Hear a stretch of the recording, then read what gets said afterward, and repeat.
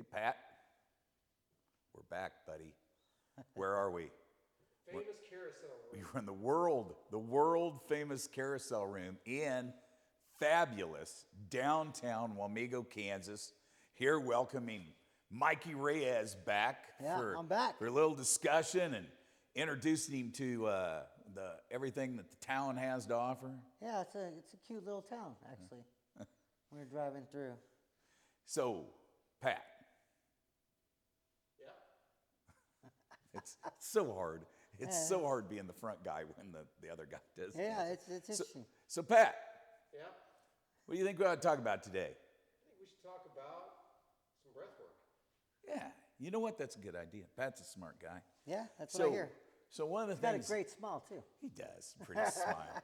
One of the things that we do is we have this 501c called Resolute Ranch and Resiliency Company, and we try to do post-traumatic growth retreats. It's not therapy; just people come in, and a lot of times they stay overnight. Sometimes it's 3 days and 2 nights. Sure. We're running a one-day one coming up here, 16 November, if anybody's interested. But we got a one-day version of it. But the big things that we're trying to do is not solve anybody's trauma. We're not trying to fix anything that happened in the past. We're not like that's, Sure. You know what I mean? That's what we're trying to do is bridge, provide a bridge between the trauma or the difficulties that are arising from the trauma, Sure. and a bridge to grow and deal with things in a productive manner. And one of the things that we started pushing was, and it's all about it's all about fight or flight. Sure. Everybody's reactions all come from fight or flight. Like it's literally that Proven simple. fact. Yeah, but yeah, it's very complicated. But you know what I mean? Yes, I do. Yeah. So one of the things we were trying to do with that was introduce at some point multiple breathing techniques. Hey, if you can just take 10 breaths before you before you react, if you just take 10 breaths or something, and give them breathing exercises or types of breath work. Very rudimentary. And then we also sort of kind of flowed that into, first we floated into yoga. Well, yoga turns out to not be a very popular thing with certain religions. Like it becomes a real rub. So then we're like, well, it's range of motion work. You know what I mean? And so I don't know. I think that's one of the things that it's absolutely foundational to the human being's health and wellness. 100%. Is to be able to breathe properly. Yes. And especially under stress. 100%. Yeah. So that's one of the things. I think that's one of the things that drew me to you. Besides meeting Rudy and talking to him, but one of the things that drew me to you is with your kung fu is perhaps using. I used to years and years ago. I did it on my own, so you can't say I studied it or anything.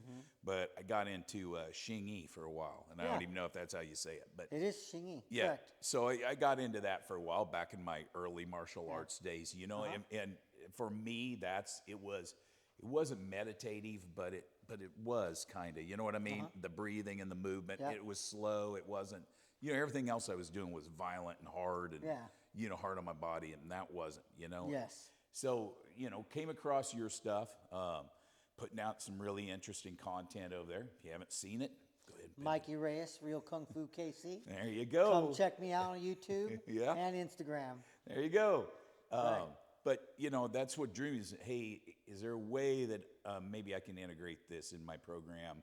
And that's what I kind of want to explore here. Yeah, I think that it's 100% integratable into this because when you train martial arts, you're used to stress anyways. And to bring that down, the idea of moving meditation through your breath, learning Qigong work, walking meditation, like I said, a 30-second, you're about to deal with some serious stress, you count back from 30 all the way down to 1. By then, you've got a calmness to you. You can look at the problem. And when you do martial arts, it's supposed to be about resolve anyways. So when you got high tension and you feel like you're going to burst and you use that Kung Fu mindset with your breath, it's about resolving that tension. So therefore, you have a clear mind to see your problem and make it go away without having physical aggression or anger. Because anytime you get like that, no matter what, you're still taking from the self. So when you're able to find calmness within the self through your breath work and through having a good mindset, then therefore you're able to relax all of that and not take from the self. And that's super crucial in Kung Fu and in life, because everybody, in my opinion, could use some form of meditation, whether it's sitting, whether it's, mantra meditation, moving meditation, sound meditation. There's so many different ways we could break this down to make sense to so many people, Yeah. no matter where they're at in their life. And different people may pull from different things there Yeah. too, 100%. And this is science, which means I know not going to know anything about what I'm getting ready to talk about, but Yeah, sure. The way the brain processes information, and when we look at a situation or a problem or whatever it is, if our heart rate is reduced, if our blood pressure is fairly normal, if our respirations are fairly normal or even exaggerated deep, and you know what I mean, if those things are happening, it's the chemical in the brain, but we perceive the situation in a more realistic manner. We don't bring our traumas and our preconceived notions and our prejudices into the situation. It allows you to be in the 100% now. And that's crucial to martial arts. I mean, my brother Rudy's a sniper, and he says right before I'm pulling that trigger, for the good portion of it, I'm breathing, I'm relaxing, I'm putting my brain to calmness, so that way I could be in the now to make this shot. And that's parallels what life is. When things are happening to us and we're high stress, we got to bring ourselves now down, so therefore we could see ourselves, see what we need to do with our objective, and take care of it. And that's exactly what all this stuff does. Yeah, I think I find that the vast majority of people out there, if we can fix our perceptions to match more closely, we're always going to be tainted slightly by perception. But if we can, if we can get our perceptions to match reality more closely, and then our decisions are not based on emotion. Yeah. Then they're based on the problem solving, on the facts at hand. When I do martial arts, so when I initially started training, obviously there's a person in front of you. You think about combating and being with that person and fighting that person. That leaves you to eventually become emotional because there's a physical thing in front of you. Over many years of training, the system that I teach, Tai Chi, means great void boxing. So the idea of it is to not eventually fight the person, but to understand how to move in the space of that person so well that you resolve them without an emotional connection. Very much like this. I tend to go off on tangents sometimes, but That's right, it happens to me too. who do you think, pick the greatest Kung Fu practitioner in the history of the world? Yang Jingming. So I have to disagree. It was Kane. It was Kane. He is here to help you. Okay, yes, yeah, he helped a lot of people, not himself at the end. You want Will? We don't. You're right. We don't know. We actually either. don't You're know right. the last few moments. Sure, Might have sure. been really good. I don't know. My daughter's middle name is Kane. Kane. Yeah. Yeah. I don't know. So what were we talking about, Pat? Breathwork. Breathwork. That's right. Yeah. Yeah. Well, if you haven't seen the old Kung Fu series, dig it up. It's got to be out there on TV somewhere, man. You got to be able to find that. Yeah. I'm sure it is. It's out there for sure. So anyway, we're talking about perception and the way that a lot of the things that you're doing, I feel like is going to be a good bridge for some of the programs that we do. The second thing, and then, I'm not saying we only do 2 things in 3 days.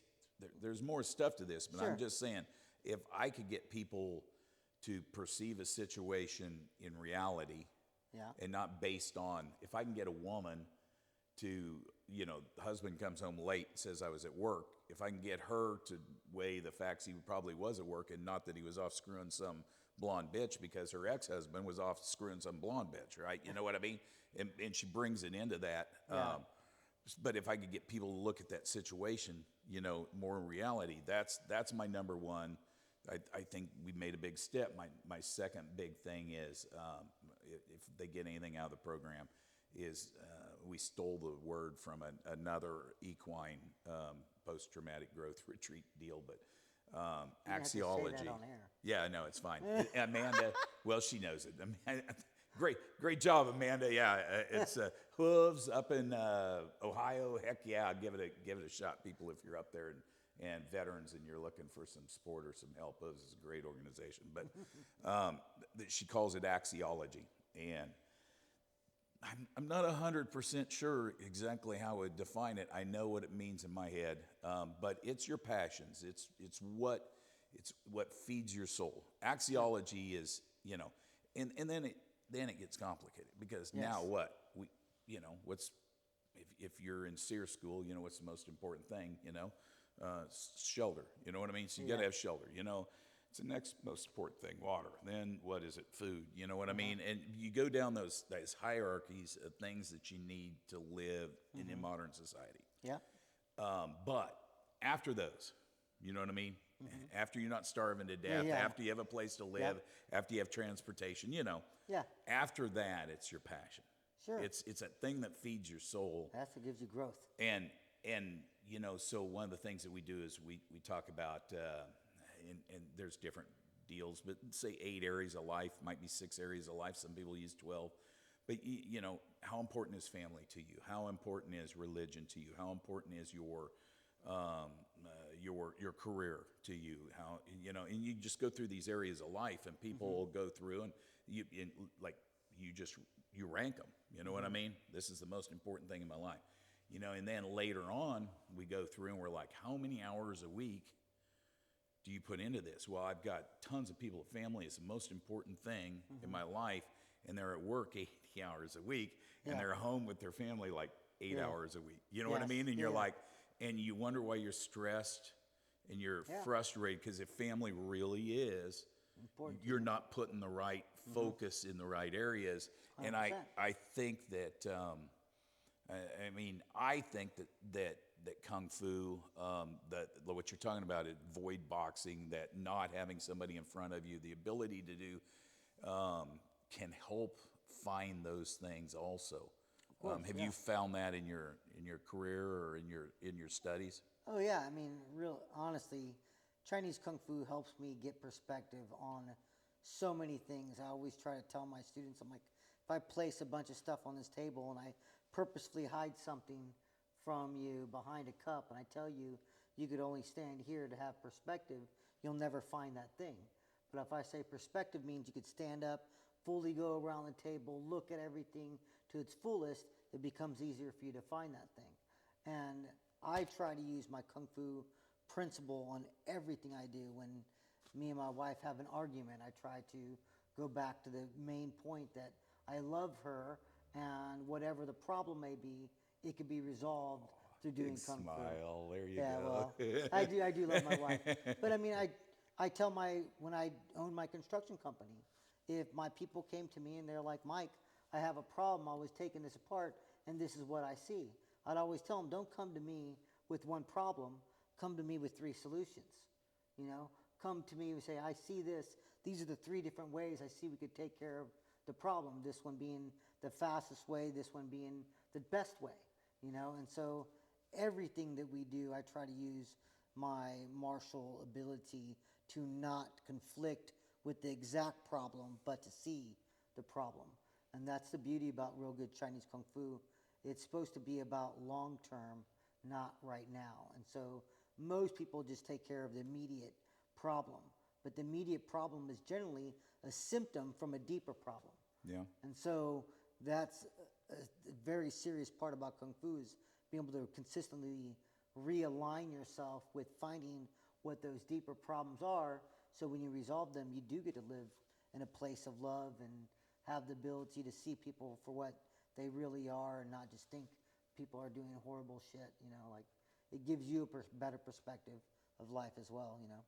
Yeah, I think the UFC definitely pointed out, street fighting and jiu-jitsu, or on if you're going to go against another person. Yeah. But and I think I love that, actually. When we didn't get in on the ground floor of any kind of UFC type stuff around here, but love doing that stuff. Pat used to come roll with us and stuff, and was training my boy, and everything is great times. But when I was a kid doing martial arts, I don't think I ever did martial arts with the intent of we're going to fight, because points fighting and stuff like that is not fighting. You know what I mean? Yeah. But well, honestly, but, I mean, I've trained people that do UFC.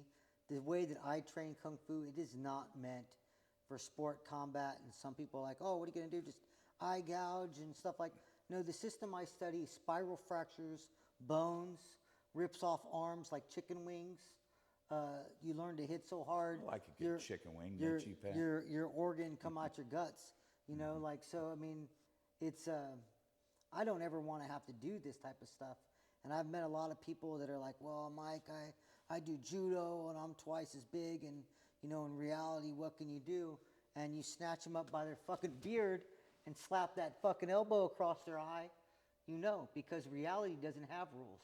And if you train for rules all the time, sometimes you use rules when you shouldn't use rules. Right. And absolutely. because I don't train, if I see a dude square up to me that I look like they're tough, I'm going to say thank you and I'm going to walk the other way.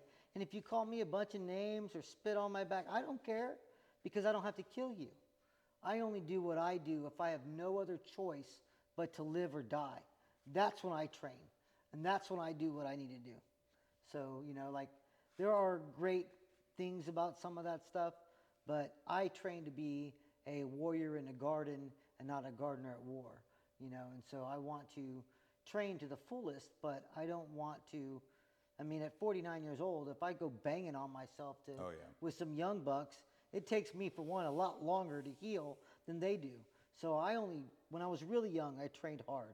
But now that I'm older, I only train for reality, and I leave the moments of reality for that 1 second.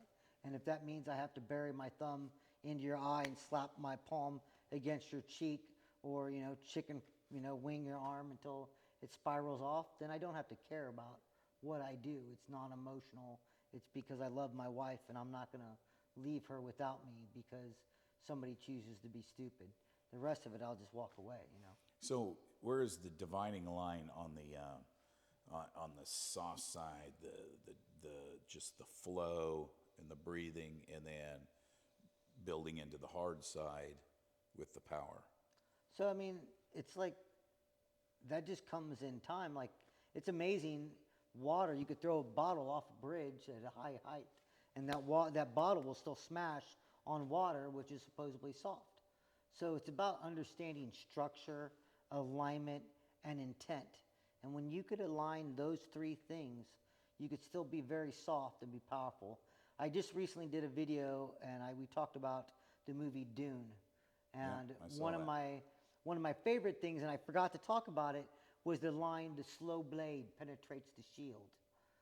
Like in Kung Fu, to me, that's a very serious thing, because I don't know if there's a footage of, I think, the Michael Jai White, he's a martial artist and actor and stuff, and he's working with Kimbo Slice. And he tells him, he's like, all right, I'm going to punch at your hand 3 times, and you try to not let me hit your hand. And so he'd punch fast, and he'd move, punch fast, he'd move, and then he went, and he hit him. It's because you don't feel slow intent. So slow intent can get through things. Like the penetrating shield. In Dune, when they'd stab at him and they had those shields, they'd always got deflected and pushed away because they came with so much intent, which is also kind of like fighting Pai Mei in the Fist of White Lotus. Every time you'd go to get that Kung Fu master, you go at him with so much intent, he just float away from you or spin right next to you. You could never penetrate him.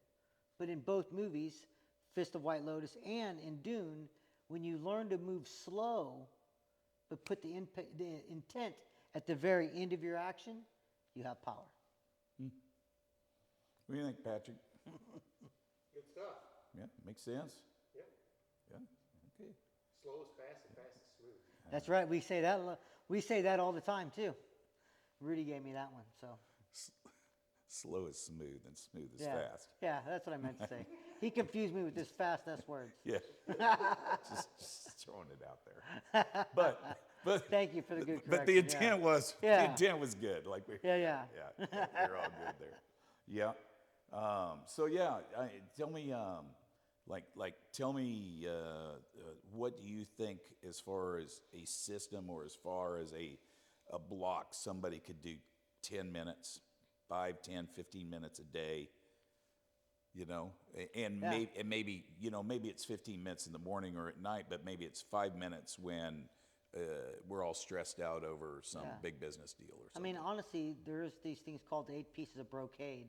It's the oldest form of qigong that the Bodhisattva brought to Shaolin monks when he saw they're decrepit and jacked up, and he showed them this breathing work.